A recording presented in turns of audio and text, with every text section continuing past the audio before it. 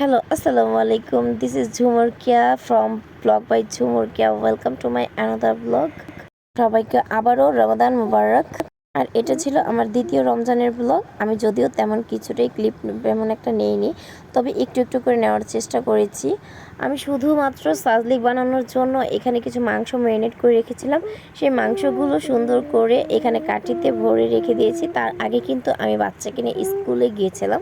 আর স্কুলে গিয়ে আসার পর স্কুল ছুটি দিয়েছে, তারপরে সাথে সাথে গোসল করে বাড়ি ঘর পরিষ্কার করে মানে ফ্ল্যাটটা পরিষ্কার করে তারপরে এই তো মাংসগুলো ম্যারিনেট করে রেখেছিলাম। তারপরে মাঝখানে বাবুকে পড়িয়েছি, নিজে কোরআন শরীফ পড়েছি, নামাজ পড়েছি। দেন আবার হুট করে দৌড়ে চলে আসলাম কিচেনে। এসে দেখি এখানে গ্যাস আসতে অল্প একটু, তো ভাবলাম আগে আমি আমার কাঠি কাবাবগুলো ভেজে নেই, যেটাকে আমি সাজলিক বলেছি, কারণ এগুলো না ভেজে নিলে পরবর্তীতে গ্যাস চলে যাবে আর ভাজা যাবে না। সো আমি এখানে এক চুলায় এগুলো ভাজতে দিয়ে দিয়েছি, আর পাশের চুলায় দিয়ে দেব ডিম চপ। আমি ডিম চপ আর আলু চপের জন্য একসাথে আলু মিশিয়ে থাকি, তারপরে কিছুটা আলু দিয়ে আলু চপ বানাই, আর কিছুটা আবার ডিমের সাথে মিশিয়ে ডিম চপ বানাই, মানে ডিম মাঝখানে দিয়ে তারপরে ডিম চপ বানিয়ে থাকি। আর আমার ডিম চপগুলো কিন্তু অনেক বড় বড় হয়ে থাকে। আর সবাই বলে আমি নাকি আমার আম্মুর হাত পেয়েছি, আম্মু এরকম বেশি বেশি করে সব কিছু রান্না করে থাকে। তো আমি তো আম্মুর মেয়ে আম্মুর মতোই হবো, তাই না? তারপরে ইফতার শেষে আমার হাজব্যান্ড আমাকে একটা জুস এনে দিয়েছিল, বাসায় আসার পথে নিয়ে আসছিল।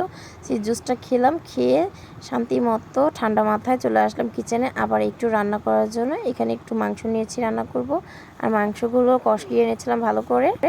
আর আমি কিন্তু মাংস ভুনা করব যে তা হয় না, কারণ বাচ্চার জন্য আমার আলু দিতেই হয়। তো আমি একটু বেশি করে আলু নিয়েছিলাম। আমি আরেকটু মানে আলুর কাজ রয়েছে, সেগুলোতে আলু দেবো। আর সাথে এখানেও গরুর মাংসতে অনেকগুলো আলু দিয়ে দিতে হবে, কারণ এই আলুর তরকারি দিয়ে আমার ছেলেকে কালকে আমি দুপুরবেলা খাওয়া দাওয়া করাবো, আর আজকে ভোররাতে বা সন্ধ্যারাতে এটা দিয়ে চালিয়ে নেব। আর সাথে আমি পাশাপাশি কোনো ভাজি করব না, কারণ ভাজি বা সবজি কিছুই আমার বাসায় খাওয়া হয় না। আর এটা আমি কিচেনে বসিয়ে রেখে তারপর চলে গেলাম রুমে। আমার হাজব্যান্ড কিছুটা খেজুর কিনে নিয়ে এসেছিলো, সেগুলো আমি এখন ভালো করে প্লেটে ঢেলে দেখবো, দেখে বেছে সুন্দর করে তারপর একটা কিছুতে করে ফ্রিজে রেখে দেব। আর এই পাশে আমার ছেলেরা অনেক দুষ্টুমি করছে, তার ভয়েসে শব্দ পাওয়া যাচ্ছে, পাশাপাশি শুনতেই পারছেন হয়তো আপনারা। আর এই খেজুরগুলো আমার হাজব্যান্ড 700 টাকা কেজি নিয়ে এসেছে।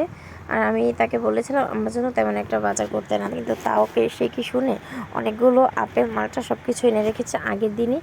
আর তারপরের দিন আমি আবার স্কুলে গিয়েছিলাম, স্কুল থেকে আসার পথে দেখতেই পাচ্ছেন অনেকগুলো বাজার নিয়ে এসেছি।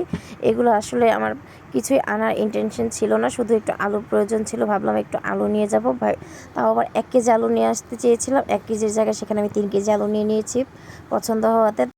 এরপর একটু একটু করে আলু, সিম, গাজর সব কিছু কিনেছি, পেঁপেও কিনেছি, আনারসও কিনেছি। তো এই পর্যন্ত আজকের জন্য। তো নেক্সট ব্লগে দেখা হবে, সবাই ভালো থাকবেন। আল্লাহ।